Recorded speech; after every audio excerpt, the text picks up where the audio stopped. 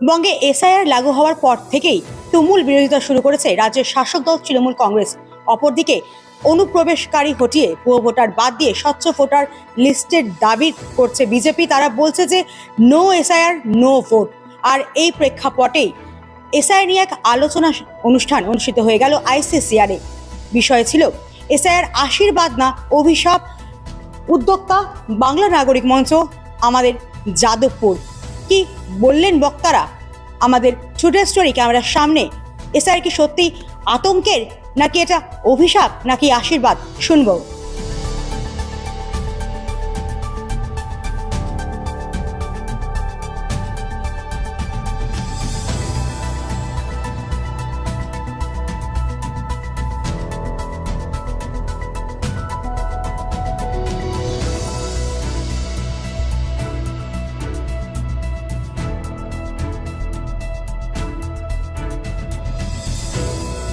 Sir, SIR যেটা মুখ্যমন্ত্রী বলছেন যে মুসলিমদের বিতাড়িত করার জন্য, এটা কি মুসলিমদের উপর কোনো ভয় দেখাচ্ছে? মুসলমানদের ভয় দেখানো তার প্রধান কাজ। তার সে কর্মসূচির মধ্যে অন্তর্ভুক্ত যে মুসলমানদের ভয় দেখিয়ে দেবে। এসআইআর হবে, তারপরে এনআরসি হবে, মোল্লাদের তাড়িয়ে দেবে।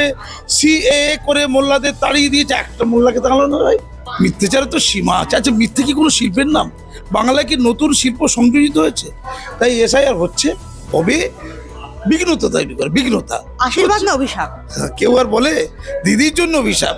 তার অনেক অনুপ্রাণিত লোকজন তারা ভোট দিতে পারবে না। তারা জানতে হয়ে গিয়েছিল 2208টা বুথে একটা লোক 23 বছরে মারা যায়নি।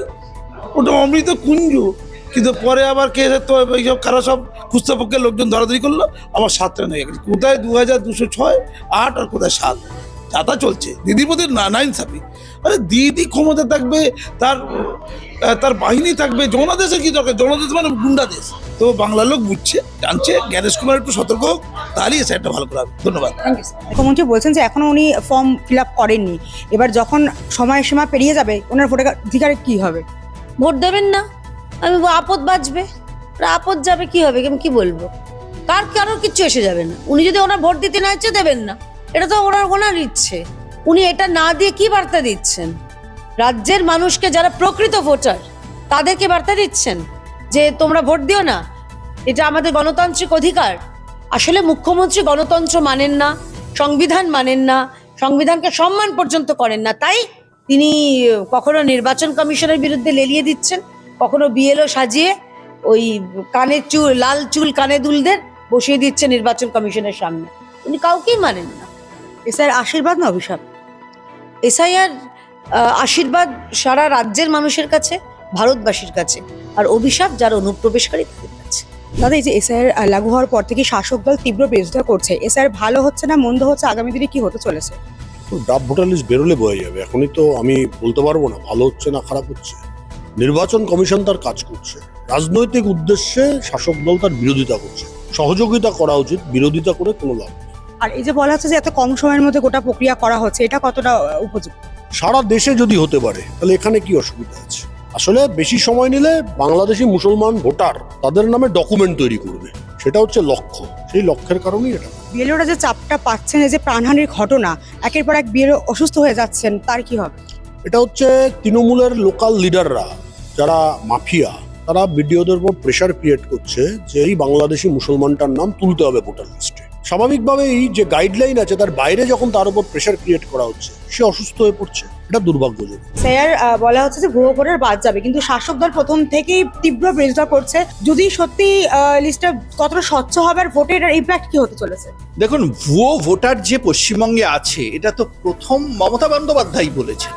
মমতা বন্দ্যোপাধ্যায় বলেছিলেন 2005 সালে 1.5 কোটি মতো অবৈধ বাংলাদেশি পশ্চিমবঙ্গে আছে, যেটা জনসংখ্যার ভারসাম্য চেঞ্জ করে দিচ্ছে। তিনি বলেছিলেন সিপিএম এদের ভোটার লিস্টে নাম তুলতে সাহায্য করেছে। এবার এদের যে ভোটার লিস্টে নাম তোলা হলো, যে লিস্টটা মমতা তার কাছে আছে বলে বলেছিলেন তখন, তাদের নাম কি কোনো পয়েন্টে বাদ গেছে? কারণ আর তো কোনো এসআইআর হয়নি। এই কথাটা আজকে ভারতীয় জনতা পার্টি বিরোধী যে কথাটা বলছে, সেই কথাটা অরিজিনালি বলেছেন মমতা বন্দ্যোপাধ্যায়। মমতা বন্দ্যোপাধ্যায়ের দায় সিপিএম এর উপর চাপিয়েছেন, সঠিকভাবেই চাপিয়েছেন, কিন্তু বাস্তব এটাই এখন উনি এই কথাটার বিরোধিতা করছেন, কারণ যে ভুয়ো ভোটাররা আগে সিপিএম কে ভোট দিত, যেহেতু সিপিএম ক্ষমতায় ছিল, এখন তারা তৃণমূলকে দেয়। কাল যদি বিজেপি আসে ক্ষমতায়, বিজেপি হয়তো এর বিরোধিতা করবে, কারণ বিজেপিকেই তারা ভোট দেবে। প্রশ্নটা হচ্ছে ভারতের গণতন্ত্রের, এই ভুয়ো ভোটাররা যদি থেকে যায়, এই ভুয়ো ভোটারদের মধ্যে কজন সন্ত্রাসবাদী আছে, যেহেতু বাংলাদেশে এখন এমন একটা সরকার এসছে যারা সন্ত্রাসবাদীদের ব্যাপারে খুব নরম, বহু সন্ত্রাসবাদীকে ছেড়ে দিচ্ছে, এবং ভারতে পরবর্তীকালে এই ধরনের ভোটার রাইটস পাওয়ার পর তারা কি ধরনের অশান্তি ভবিষ্যতে ক্রিয়েট করতে পারে, এর পেছনে মার্কিং ডিপ স্টেটের কোনো ষড়যন্ত্র আছে কিনা ভারতবর্ষকে ডিস্টেবিলাইজ করার, যে ডিস্টেবিলাইজেশন আমরা নেপালে দেখেছি, শ্রীলঙ্কায় দেখেছি, বাংলাদেশে দেখেছি। কারণ ভোটার লিস্টে যদি ভুয়ো ভোটারের নাম উঠতে থাকে, তাদের মধ্যে যদি সন্ত্রাসবাদীরা থাকে, এটা একটা ভয়ঙ্কর বিপদ। এটা শুধু পশ্চিমবঙ্গের বিপদ নয়, সারা দেশের বিপদ, এবং কেন্দ্রীয় সরকার এটাকে সহজভাবে নেবে বলে আমি মনে করি না। নির্বাচন কমিশনও অত্যন্ত গায়ে দিয়ে এটা করবে বলে আমি মনে করি। বিজেপি কি এসআইআর কে হাতিয়ার করে রাজ্য ক্ষমতায় আসতে পারবে? দেখুন, বিজেপি এসআইআর কে হাতিয়ার করে ক্ষমতায় আসবে কি আসবে না সেটা ভবিষ্যৎ বলবে।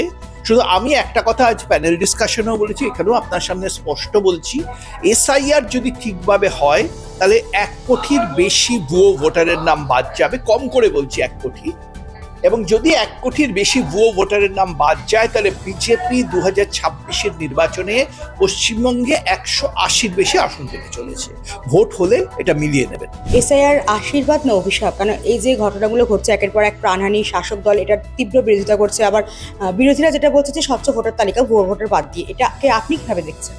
দেখুন, এসআইআর একটা নিছক একটা সাংবিধানিক প্রক্রিয়া। সেখানে দাঁড়িয়ে এটা হচ্ছে নিবিড় ভোটার তালিকা সংশোধন।